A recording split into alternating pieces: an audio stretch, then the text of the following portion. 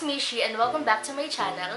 For today's video, magme-makeup naman tayo dahil pasokan na naman. Ang gagawin ko is tipid back to school makeup tutorial.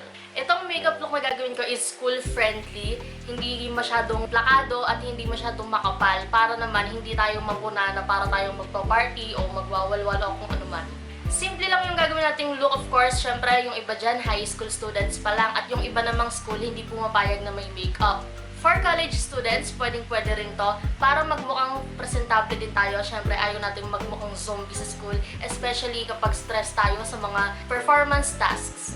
Before we start, you guys may follow my social media accounts. Meron akong ginawang Facebook page para organize at may updates ako tungkol sa YouTube.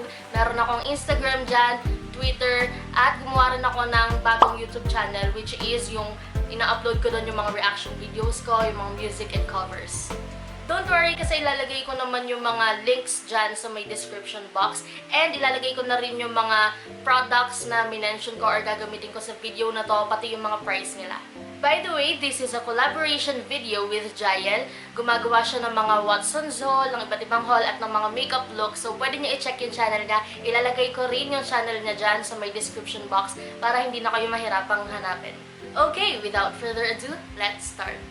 First, I'm gonna use this Jeju Aloe Vera Soothing Gel ng The Face Shop. And sa pagkakaalam ko, 250 pesos lang yung bili ko dito. So, kailangan natin i-moisturize yung face natin syempre para iwas na rin sa pagtuyo o pag-dry ng mga skin natin.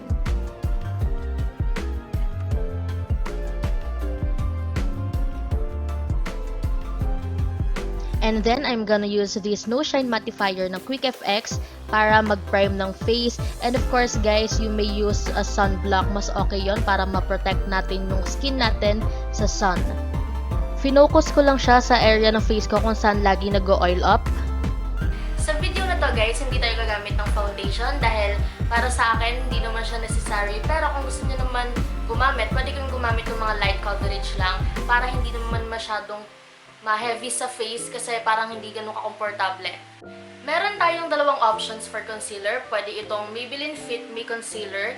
Yan yung lagi kong ginagamit. Alam niyo naman niya kung nanonood yun ng mga videos ko. At meron din tayong EB Advanced Perfect Eye Concealer na smooth formula. Marami nagsasabi na maganda daw to, so try ko naman siya ngayon kasi like I said, lagi ko na tong ginagamit.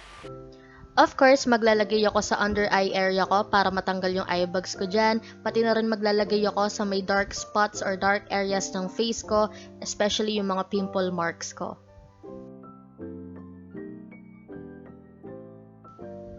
Make sure na i-blend natin siya na maayos at gentle lang yung pagkakatap ng face natin dahil may tendency na mag-cause yan ng acne or ng pimple marks pagka masyado tayong harsh sa pagpapat.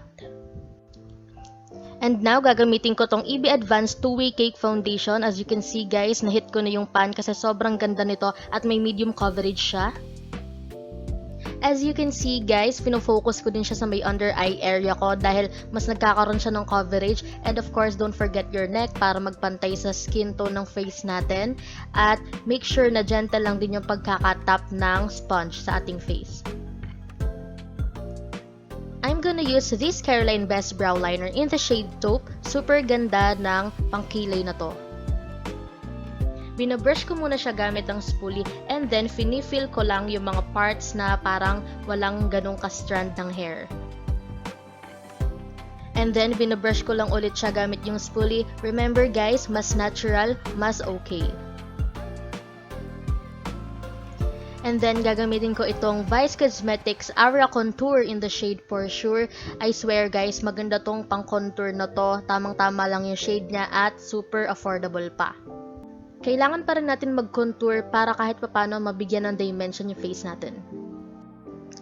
I'm sorry guys, hindi ko napakita sa video but I used EB Advanced Cheek Color in the shade Mandarin for my blush. And as you can see, nilalagay ko siya sa may bridge ng nose ko, sa may forehead, sa may chin para magmukhang natural lang. Para mas magmukha lang fresh and glowy yung look natin, gagamitin ko tong Careline Strobe Stick. Super ganda nito, sobrang natural lang yung highlighter na to. As in, maganda talaga siya at mura lang din. Nilalagay ko lang siya sa mga parts ng face ko kung saan madalas tamaan ng ilaw o ng araw para mas magmukhang glowy yung ating look.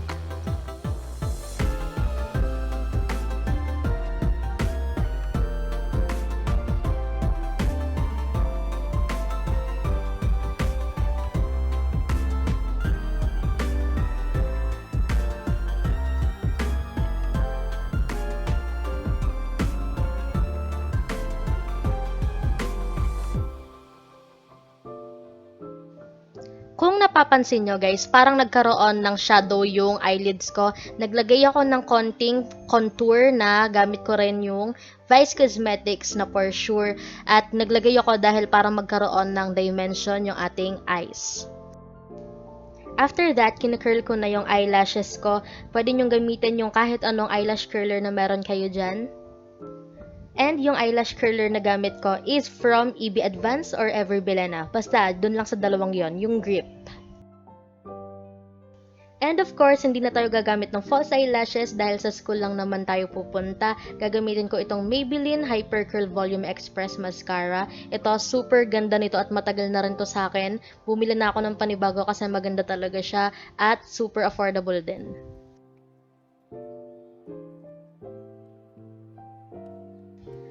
For my lips, gagamitin ko tong Ever Bilena Lip and Cheek Roller. Ang shade nito is Uptown Red.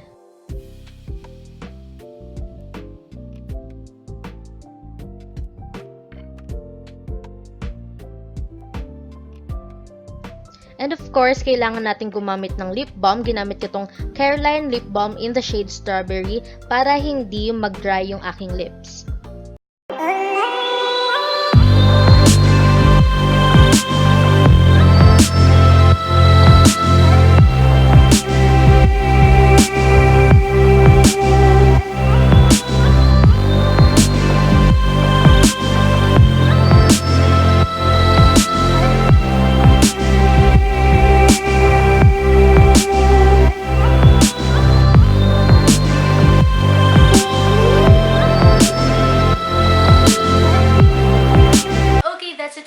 Video. Kung nagustuhan nyo, please give this video a thumbs up. Kung gusto nyo pang makapanood ng next videos na i-upload ko, just subscribe to my YouTube channel. At kung gusto nyo ma-notify if ever na mag-upload ako ng video, just click the bell button below. Ayun lang. Thank you so much for watching. Bye!